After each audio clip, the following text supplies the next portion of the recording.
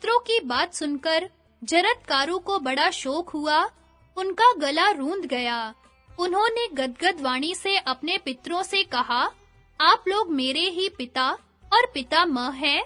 मैं आप लोगों का अपराधी पुत्र जरत्कारु हूँ। आप लोग मुझ अपराधी को दंड दीजिए और मेरे करने योग्य काम बतलाइए। पितरों ने कहा, बेटा, यह बड़े सौभाग्य की बात है कि तुम संयोगवश यहाँ आ गए। भला बतलाओ, तो तुमने अब तक विवाह क्यों नहीं किया? जरत्कारु ने कहा, पितृगण, मेरे हृदय में यह बात निरंतर घूमती रहती थी कि मैं अखंड ब्रह्मचर्य का पालन करके स्वर्ग प्राप्त करूं। मैंने अपने मन में यह दृढ़ संकल्प कर लिया था कि मैं कभी विवाह नहीं करूंगा, परंतु आप लोगों को उल्टे लटकते देखकर मैंने अपना ब्रह्मचर्य का निश्चय पलट दिया है। अब मैं आप लोगों के लिए निसंदेह विवाह करूंगा। यदि मुझे मेरे ही नाम की कन्या मिल जाएगी और वह भी भिक्षा की तरह, तो मैं उसे पत्नी के रूप में स्वीकार कर लूंगा, परंतु उसके भरण पोषण का भार नहीं उठाऊंगा। ऐसी सुविधा मिलने पर ही मैं विवाह करूंगा, अन्यथा नहीं। आप लोग चिंता मत कीजिए, आपके कल्याण के लिए मुझसे पुत्र होगा और आप परलोक में सुख से रहेंगे। जरत्कारु अपने पितरों से इस प्रकार कहकर पृथ्वी पर विचरने लगे, परंतु एक तो उन्हें बूढ़ा समझकर कोई उनसे अपनी कन्या ब्याहना नहीं चाहता था और दूसरे उनके अनुरूप कन्या मिलती भी नहीं थी। वे निराश होकर वन में गए और पितरों के हित के लिए 3 बार धीरे-धीरे बोले, मैं कन्या की याचना करता हूँ। यहाँ जो भी चर अचर अथवा गुप्त या प्रकट प्राणी हैं, वे मेरी बात सुने। मैं पितरों का दुख मिटाने के लिए उनकी प्रेरणा से कन्या की भीख मांग रहा हूँ। जिस कन्या का नाम मेरा ही हो, जो भिक्षा की तरह मुझे दी जाए और जिसके भरण पोषण का भार मुझ पर न रहे, ऐसी कन्या मुझे प्रदान करो। वासुकी नाग के द्वारा नियुक्त सर्प जरत्कारु की बात सुनकर नागराज के पास गए और उन्होंने चटपट अपनी बहन लाकर भिक्षा रूप से जरत्कारु ऋषि को समर्पित की। जरत्कारु ऋषि ने उसके नाम और भरण पोषण की बात जाने बिना अपनी प्रतिज्ञा के विपरीत उसे स्वीकार नहीं किया और वासुकी से पूछा कि इसका क्या नाम है, और साथ ही यह भी कहा कि मैं इसका भरण पोषण नहीं करूंगा। वासुकी नाग ने कहा, इस तपस्विनी कन्या का नाम भी जरत्कारु है और यह मेरी बहन है। मैं इसका भरण पोषण और रक्षण करूंगा। आपके लिए ही मैंने इसे अब तक रख छोड़ा है। जरत्कारु ऋषि ने कहा, मैं इसका भरण पोषण नहीं करूंगा, यह शर्त तो हो ही चुकी। इसके अतिरिक्त एक शर्त यह है कि यह कभी मेरा अप्रिय कार्य न करे। करेगी तो मैं इसे अवश्य छोड़ दूंगा। जब नागराज वासुकी ने उनकी शर्त स्वीकार कर ली, तब वे उनके घर गए। वहां विधि पूर्वक विवाह संस्कार संपन्न हुआ। जरत्कारु ऋषि अपनी पत्नी जरत्कारु के साथ वासुकी नाग के श्रेष्ठ भवन में रहने लगे। उन्होंने अपनी पत्नी को भी अपनी शर्त की सूचना दे दी कि मेरी रुचि के विरुद्ध न तो कुछ करना और न कहना। वैसा करोगी तो मैं तुम्हें छोड़कर चला जाऊंगा। उनकी पत्नी ने स्वीकार किया और वह सावधान रहकर उनकी सेवा करने लगी। समय पर उसे गर्भ रह गया और धीरे-धीरे बढ़ने लगा। एक दिन की बात है, जरत्कारु ऋषि कुछ खिन्न से होकर अपनी पत्नी की गोद में सिर रखकर सोए हुए थे। वे सो ही रहे थे कि सूर्यास्त का समय हो आया। ऋषि पत्नी ने सोचा कि पति को जगाना धर्म के अनुकूल होगा या नहीं।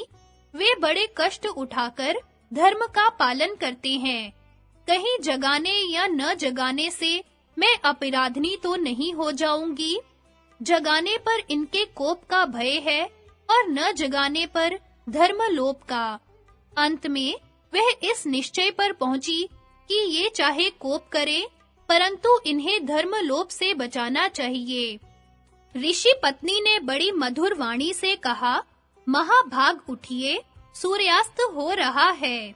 आचमन करके संध्या कीजिए, यह अग्निहोत्र का समय है। पश्चिम दिशा लाल हो रही है।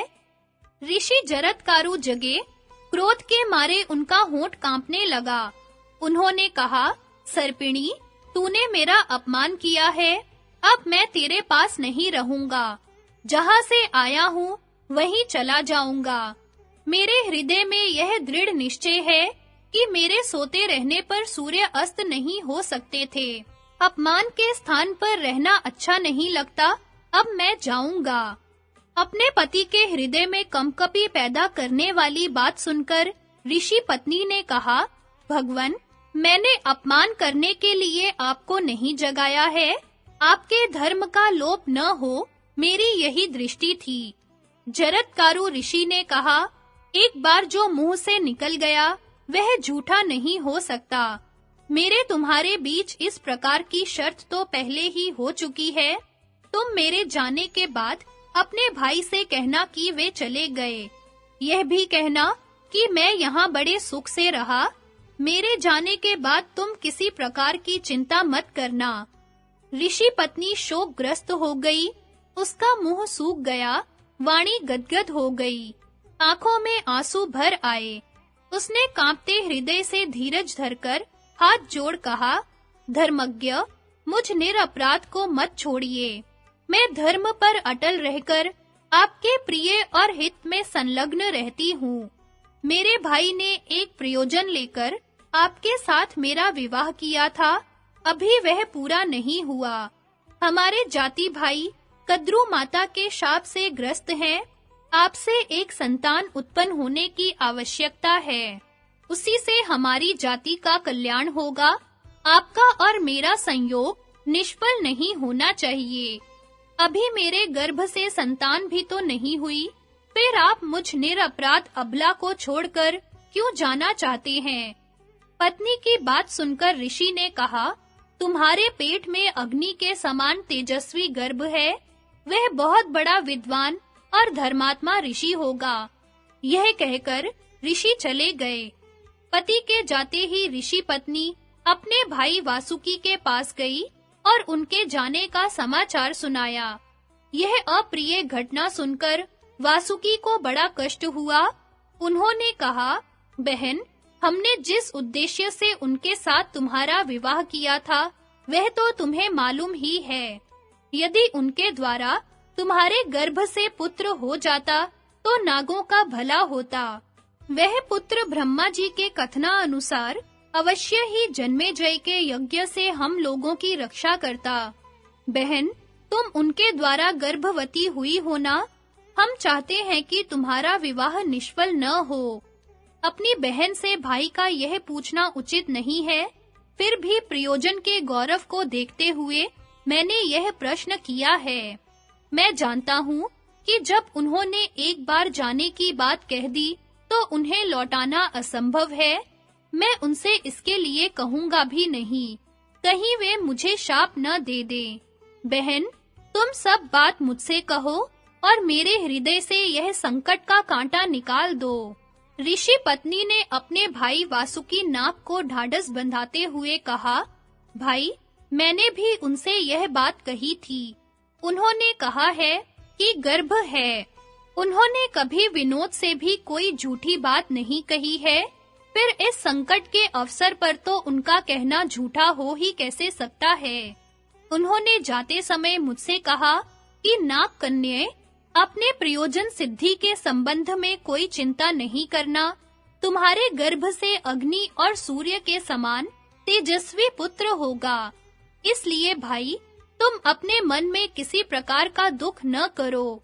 यह सुनकर वासुकी बड़े प्रेम और प्रसन्नता से अपनी बहन का स्वागत सत्कार करने लगा और उसके पेट में शुक्ल पक्ष के चंद्रमा के समान गर्भ भी बढ़ने लगा। समय आने पर वासुकी की बहन जरत्कारु के गर्भ से एक दिव्य कुमार का जन्म हुआ। उसके जन्म से मातृवंश और पितृवंश दोनों का भय जाता रहा। क्रमशः बड़ा होने पर उसने चैवन मुनि से वेदों का सांगोपांग अध्ययन किया। वह ब्रह्मचारी बालक बचपन में ही बड़ा बुद्धिमान और सात्विक था। जब वह गर्भ में था, तभी पिता ने उसके संबंध में अस्तिपथ का उच्चारण किया था, इसलिए उसका नाम आस्तिक हुआ। नागराज वासुकी के घर पर बाल्य अवस्था में बड़ी सावधानी और प्रयत्न से उसकी रक्षा की गई। थोड़े ही दिनों में वह बालक इंद्र के समान बढ़कर नागों को हर्षित करने लगा।